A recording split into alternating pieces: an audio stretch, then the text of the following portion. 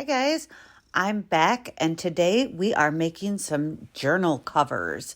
This is kind of a new mold to me, but I really love these molds and the diversity of what I can do with them. Today we're going to kind of go for a steampunk type theme. So what I'm doing here is I'm just putting in a small thin layer of clear liquid. Now, I started out using my popsicle stick to try to spread this to the corners, and I gave up pretty darn quick and just used my finger. So I started out by putting just a little bit of clear resin in each one of the molds that I'm using and spreading that all the way out, making sure that the whole surface is covered, especially along where those little knobs are, where the paper is eventually going to be connected to this journal. So I get that all spread out all the way around. And if you don't have enough resin in it, you're going to see where there's little pockets that are empty. So I just go back and add a little bit more and make sure that's spread out. But this is a thin first layer that I put down.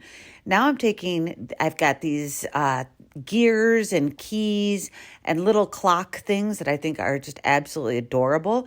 And I'm going to start putting those in. Where I'm going to put them, though, what I'm doing right here is the front of the covers. So I've already determined that these three that I'm working on right now are going to be the front cover. I don't add too much to the back cover, just to the front, just to make sure that, you see the back, but not as much as the front. This set of notebook covers comes in a 4-pack. The ones I'm doing right now are the 3 smallest ones. The biggest one is 8.5 by 11, I believe. These are the I always do this backwards. The A7, 6, and 5. The 7 is the smallest, then the 6 is the middle, and the A5 is the largest. So these are the most popular ones. The biggest one, I like it, but it's just so big and bulky, and regular paper doesn't fit in it correctly. It kind of hangs over the edges. So then I trim the paper because that really bothers me. I don't know why, but it does. So these are the 3 that I make the most. And the filler paper for it is not very expensive. I usually put about 40 to 50 pieces of paper in each one. And you can get such a variety of the paper. You can get lined paper, colored paper, blank paper. The smallest one on here I'm making into an address book. The middle-sized one will be a password book. And then the A5, the largest one in this video, will actually just be like a journal. You can even get pages for pictures and do picture books. All right, now that is set for 24 hours and I'm going to back this. I'm going to use my black eye candy pigment paste.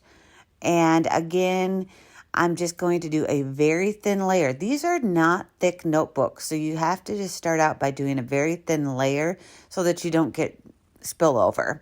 So I'm going to layer in just a little bit and then use my gloved finger to spread this to the edges.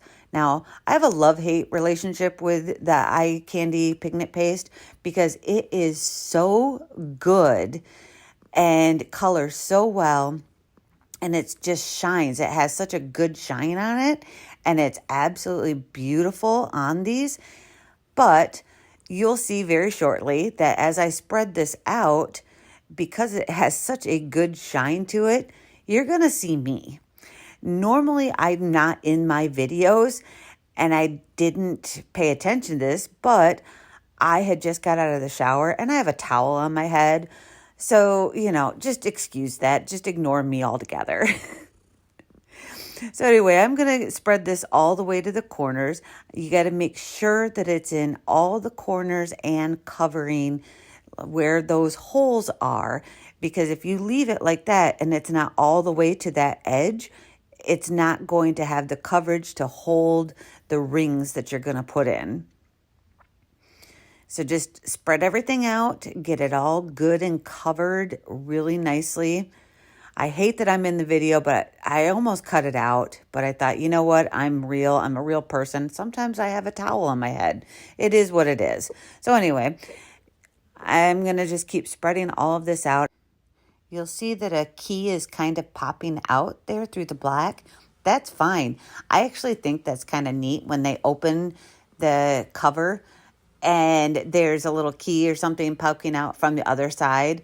I think it's kind of neat. It does not affect the writing because it's on the cover. So it doesn't affect when you're trying to write anything.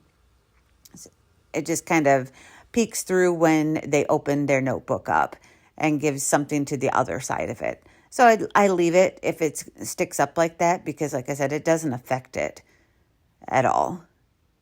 You can see I'm just wiping it off just to show it a little bit more. All right, it is time to take these out of the molds.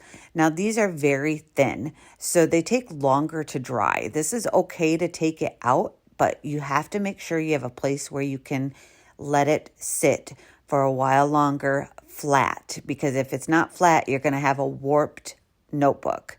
So that is the little address one. The only reason I'm taking these out now, usually I'd let them wait longer, but I need these molds because I have an order I need to fill.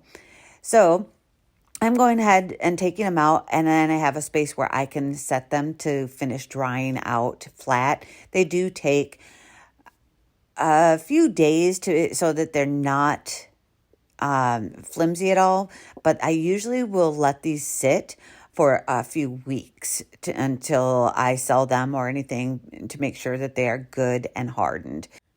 This is the A5 size. This is actually my best seller. Now I have left blank spots on the front, and you're going to see I use my Cricut to put some words on it.